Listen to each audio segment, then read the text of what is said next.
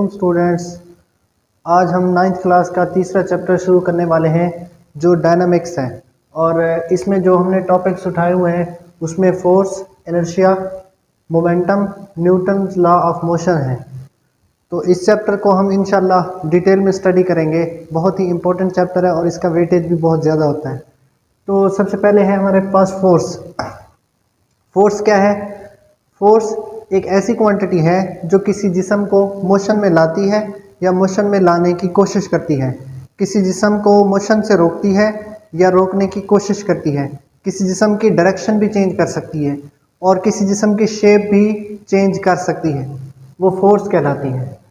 मैंने यहाँ पर बोर्ड पर ऑलरेडी लिखा हुआ है, force moves or tend to move an object, stops or tend to stop an object, force make change the direction of motion of the body. Force जो है वो किसी जिस्म को मूव करवा सकती है, मोशन में ला सकती है या उस मोशन से रोक सकती है या किसी जिस्म की मोशन की डायरेक्शन को भी चेंज कर सकती है। फॉर एग्जांपल, अगर हम एक गाड़ी जो कार है वो ठहरी हुई है, उसको हम पीछे से धक्का लगाना शुरू कर दें तो ठहरी हुई चीज़ को मोशन में ला रही है, वो फोर्स है। इसी तरह से एक फुटबॉल, जो फुटबॉलर कोई उसको किक मारता है वो हमारी तरफ आ रही है, उसको रोकने के लिए भी हम फोर्स अप्लाई करते हैं। तो हम उसको रोकने के लिए फोर्स अप्लाई करते हैं, तो ये भी फोर्स है। इसके बाद है inertia.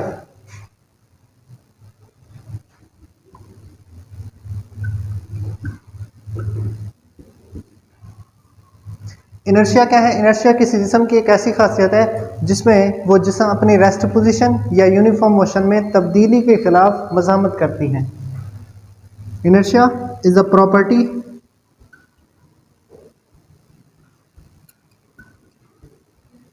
of a body due to it resist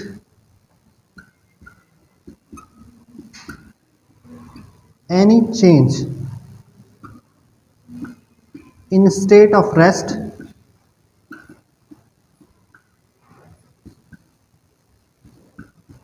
or uniform motion। इसको हमने समझना है। इनर्शिया जो है वो एक टेक्निकल वर्ड है, अक्सर बच्चों को समझ में नहीं आता। इसका मतलब क्या है कि इनर्शिया किसी जिस्म की एक ऐसी प्रॉपर्टी है जिसमें वो तब्दीली के खिलाफ मज़ामत करता है। मतलब अगर वो रेस्ट में है तो वो चाहता है रेस्ट में ही रहे, अगर मोशन में है तो वो चाहता है मोशन में ही रहे। मतलब वो तब्दीली नहीं चाहता, तब्दीली के खिलाफ मज़ामत पेश करता है, वो इनर्शिया कहलाता है। इसके बाद है momentum.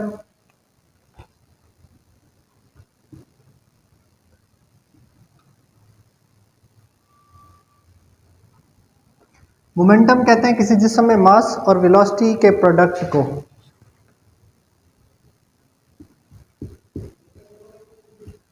Product of mass and velocity.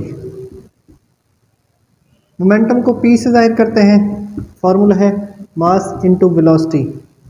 Momentum जो है ये एक वेक्टर मिकदार है और इसका ऐसा यूनिट लिखें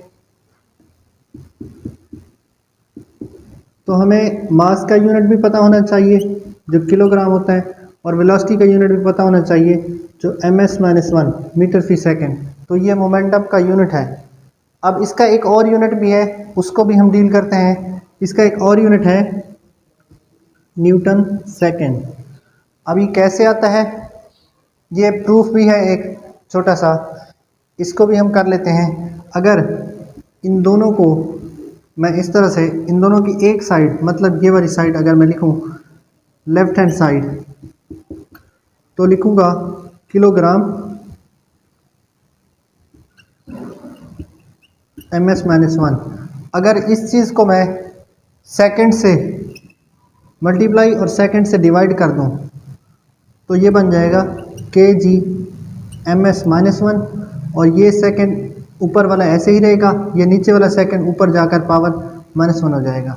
अगर मैं इनको कंबाइन कर दूं यहाँ पर तो ये बन जाएगा किलोग्राम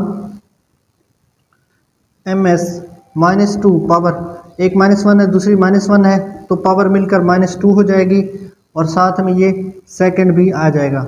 अब ये देखें, ये न्यूटन के बराबर है, क्योंकि हमने पढ़ा है 1 न्यूटन 1 किलोग्राम ms-2 के बराबर है, तो इसकी जगह पर हम लिख सकते हैं न्यूटन। तो ये न्यूटन और सेकंड, ये हमारे पास प्रूफ हो गया है।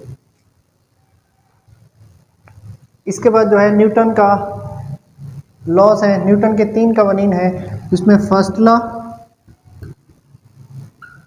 सेकंड लॉ और थर्ड लॉ है। इंशाल्लाह इनके बाद हम ये न्यूटन के 3 कवानीन को डिस्कस करेंगे।